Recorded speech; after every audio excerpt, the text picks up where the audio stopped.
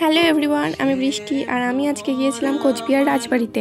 আগের দিনও এসেছিলাম, কিন্তু আগের দিন বন্ধ হয়ে গিয়েছিল রাজবাড়ি, কারণ রাজবাড়ি 4:30 পর্যন্ত খোলা থাকে, তারপর বন্ধ হয়ে যায়। সেই কারণে আগের দিন ভেতরে যেতে পারিনি, আর তাই আজকে দুপুর দুপুর বেরিয়ে পড়েছিলাম।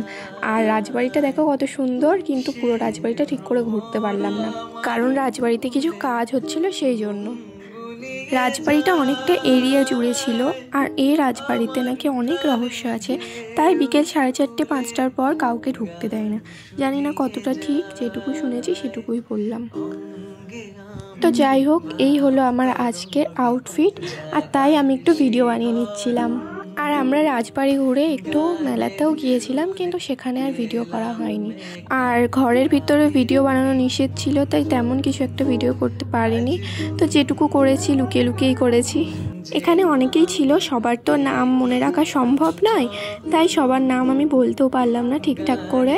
আর আমি না ভিডিও করতে গিয়ে 2-1বার বকাও খেয়েছিলাম, কারণ এক একটা রুমে 3-4 জন করে গার্ড ছিল, যেন আমরা পরীক্ষার হলে বসে আছি। রাজবাড়ির বাইরের ভিউটা দেখো কত সুন্দর লাগছে। আর এখানে টিয়া পাখি, অনেক টিয়া পাখি ছিল ওখানে। আর এটা হলো হাতির মাথা।